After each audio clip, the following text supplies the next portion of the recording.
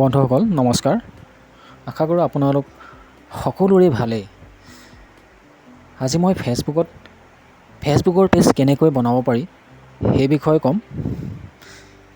ফেচবুকৰ পেজ এটা বনাব হ'লে প্ৰথমে আপুনি ফেচবুকৰ এপ্লিকেশ্যনটো অ'পেন কৰিব লাগিব।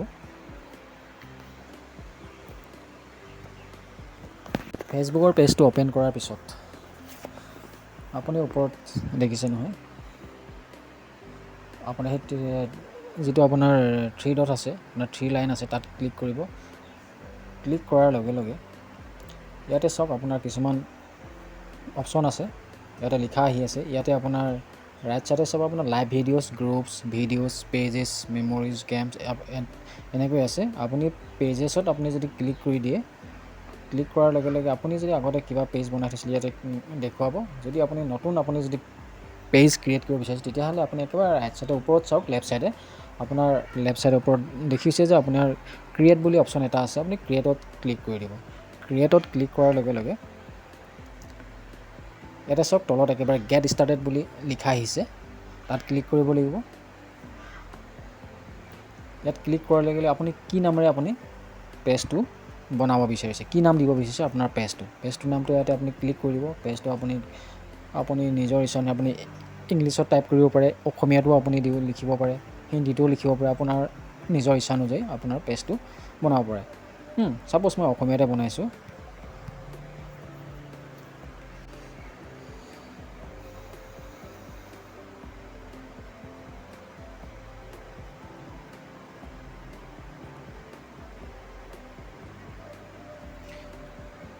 অসমীয়াত টাইপ কৰি হ'লে প্ৰথমতে লেংগুৱেজ অসমীয়া আপোনাৰ কিপেডটো টাইপ কৰিবলৈ চেঞ্জ কৰিবলৈ আপুনি অসমীয়াত আপুনি লিখিব হ'লে প্ৰথমতে আপুনি কিপেডটো চেঞ্জ কৰি ল'ব, অসমীয়ালৈ আনি ল'ব। ঠিক তেনেকৈ আপুনি এতিয়া ধৰক মই লিখিছোঁ, পেজটোৰ নাম দিছোঁ জীৱনৰ ৰং। মই জীৱনৰ ৰং নামেৰে এটা পেজ ক্ৰিয়েট কৰিছোঁ। ক্ৰিয়েট কৰাৰ লগে লগে আপুনি ধৰক তলত আপোনাৰ যিটো আছে ৰাইট ক্লিক কৰি দিব। ক্লিক কৰাৰ লগে লগে আপুনি নেক্সটত ক্লিক কৰি দিব। ক্লিক কৰাৰ লগে লগে ইয়াতে আহিছে চাওক, আপুনি মানে কেটেগৰী কি ৰাখিব বিচাৰিছে, পেজটো কেটেগৰী কি ৰাখিব বিচাৰিছে। আপুনি যিটো আপুনি ধৰক নাম দিলে পেজটো, সেই পেজটোৰ কেটেগৰী কি দিব। ইয়াতে আপুনি এড কেটেগৰীত ক্লিক কৰিব পাৰে। আপোনাৰ ইয়াতে আছে আপুনি personal and blog, digital creator কি হৈছে আপুনি দি দিব পাৰে। মই ছাপ'জ পাৰ্চনেল ব্লগ দি দিছোঁ, পাৰ্চনেল ব্লগ দিলোঁ। আৰু আপুনি এড কৰিব পাৰে নিজৰ ইচ্ছা নহয়। মই ছাপ'জ দিছোঁ এড কেটেগৰীটো পাৰ্চনেল ব্লগ দিয়াৰ পিছতে মই ডিজিটেল ক্ৰিয়েটৰো দি দিছোঁ, আৰু এড কৰিব পাৰে। আপুনি এড যিমান পাৰে সিমান আপুনি এড কৰিব পাৰে।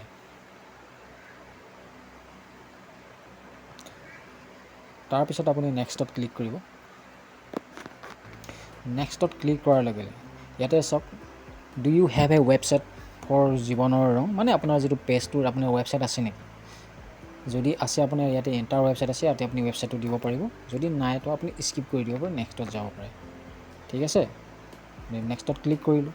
নেক্সটত ক্লিক কৰাৰ লগে লগে ইয়াতে চাওক add image to this page, আপুনি এই পেজটোৰ এটা ইমেজো আপুনি দিব পাৰে। ইয়াতে আপোনাৰ প্লাছ চিনটো আছে, প্লাছত আপুনি প্ৰফাইল পিকচাৰ এইটো দিব পাৰে। ঠিক তেনেকৈ আপোনাৰ ইয়াতে আছে আপোনাৰ বেনাৰটো দিব পাৰে ফেচবুকৰ, ইয়াতে আপুনি দি যাব পাৰে।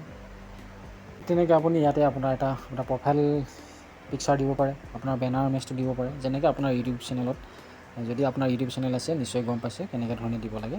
তাৰপিছত আপুনি ডান কৰি দিব। ডান কৰাৰ পিছত ইয়াতে চাওক আপোনাৰ পেজটো ক্ৰিয়েট হৈ গ'ল।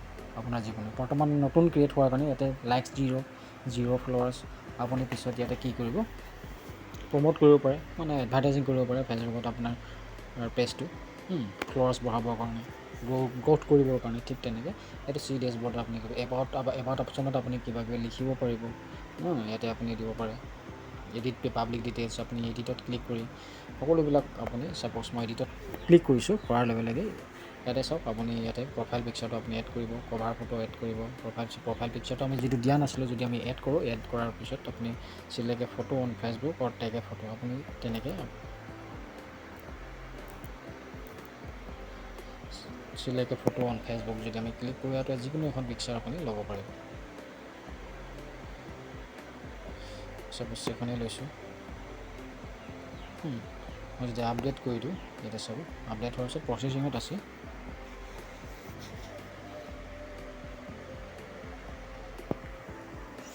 এয়া চাওক মোৰ প্ৰফাইল পিকচাৰ আপডেট হ'ল। ঠিক তেনেকৈ আমি কভাৰ ফটো দিব পাৰে। এডত যদি ক্লিক কৰোঁ আমি কভাৰ ফটো যিকোনো এটা কভাৰ ফটো দিব পাৰোঁ। ইয়াৰ পৰা আপুনি ল'ব পাৰে।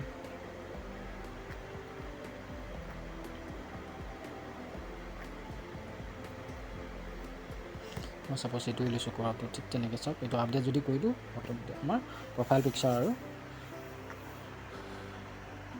আমাৰ কভাৰ ফটোটো হৈ গৈছে। আপুনি পিছত চেঞ্জো কৰি ল'ব পাৰিব এইবিলাক। ঠিক তেনেকৈ আপুনি ইয়াতে অৱতাৰ দিব পাৰে। ক্ৰিয়েট অৱতাৰ যদি ক্লিক কৰোঁ ইয়াৰ পৰা যিকোনো এটা আপুনি অৱতাৰ ল'ব পাৰিব। ইয়াত চাওক ইয়াত লিখা আছে select your skin tone to get started. আপোনাৰ কেনেকুৱা ধৰণৰ আপোনাৰ কালাৰটো চেঞ্জ কৰি যাওক। মই ছাপ'জ এইটো লৈছোঁ। যদি লোৱাৰ লগে লগে ইয়াত কেনেকুৱা ধৰণৰ আপুনি কোনটো ল'ব। যদি আপুনি হেয়াৰ দিব পাৰে ইয়াতে হেয়াৰ ষ্টাইল কেনেকুৱা ধৰণৰ দিব বিচাৰে এইটো দিয়াৰ লগে লগে চাওক কেনেকুৱা হ'ল। আপুনি এইবিলাক আপুনি ইউজ কৰিব পাৰে। তাৰপিছত আপুনি যদি আৰু কিবা কৰিব বিচাৰিছে কৰিব পাৰিব, নহ'লে আপুনি ডানত ক্লিক কৰি দিব। তাৰপিছত আপোনাৰ অৱতাৰটো ক্ৰিয়েট হৈ যাব। ইয়াত লিখা আহিছে চাওক দিছ ইজ ইয়ৰ অৱতাৰ। It's a new way to be you on Facebook and Messengers. এইটো চাওক আপোনাৰ সকলোতে শ্ব' কৰিব। তো নেক্সট কৰিলোঁ। ইয়াত কি দিছে ইউজৰ অৱতাৰ ইন কমেণ্টছ। কমেণ্টছত আপোনাৰ কেনেকুৱা ধৰণৰ কথা থাকিব সেইটো আপুনি যে ডান কৰি দিয়ক। ডান কৰাৰ লগে লগে এইটো চাওক চিলেক্ট এ প'ষ্ট। আপোনাৰ কেনেকুৱা ধৰণৰ প'ষ্ট ল'ব পাৰে, কোনটো প'ষ্ট ল'ব। এইটো ল'বনে, এইটো ল'বনে, এইটো ল'বনে, এইটো ল'ব। ছাপ'জ মই এইটো লৈছোঁ, ভাল লাগিছে। নেক্সট কৰিলোঁ হোৱাটছ অন ইয়ৰ মাইণ্ড লিখিছে। আপুনি লিখিব পাৰে, নহ'লে শ্বেয়াৰ টু ফিড আপুনি পিছতো দিব পাৰে। ছাপ'জ জাষ্ট হাই লিখি দিছোঁ। Okay then share to feed সেইটো হৈ গ'ল। ঠিক তেনেকৈ এইটো হ'ল। আৰু কিছুমান আপুনি ছেটিং কৰিব পাৰে ইয়াতে এইবিলাক। ঠিক তেনেকৈ আপুনি আপোনাৰ পেজটো ক্ৰিয়েট কৰিব পাৰিব। এতিয়া আমি যদি চাব বিচাৰোঁ এইটো কাটি আমি যদি ফেচবুক পেজটো আকৌ অ'পেন কৰোঁ তেতিয়া চাব অ'পেন কৰাৰ লগে লগে পেজটো এইটো চাওক। এইটো পেজটো আহিলে বৰ্তমান আমাৰ প্ৰফাইল পিকচাৰটো আমি পেজটো আহি আছে। আমি আমাৰ যিটো আমাৰ প্ৰফাইল ইমেজ আছিলে সেইটো আমি চুইচ কৰি ল'ব। ইয়াতে ক্লিক কৰিলোঁ। জীৱনৰ ৰং আছে ইয়াত ক্লিক কৰিলোঁ। আপোনাৰ প্ৰফাইল পিকচাৰটো কোনটো অপশ্যনত আছে সেইটোত আপুনি ক্লিক কৰিব। ক্লিক কৰাৰ লগে লগে আপোনাৰ যিটো আপোনাৰ মেইন অৰিজিনেল সেইটো আহি যাব। ইয়াতে আপোনাৰ এইবিলাক আপোনাৰ তেনেকৈ। তেতিয়াহ'লে বন্ধুসকল গম পালে আজি কেনেকৈ ফেচবুকৰ পেজ এটা আপুনি ক্ৰিয়েট কৰিব পাৰিব। তো আৰু এনেকুৱা ধৰণৰ নতুন নতুন ভিডিঅ' পাবলৈ মোৰ চেনেলটো ছাবস্ক্ৰাইব কৰি ল'ব যদিহে ছাবস্ক্ৰাইব কৰা নাই, আৰু লগতে লাইক আৰু শ্বেয়াৰ কৰিব। ধন্যবাদ।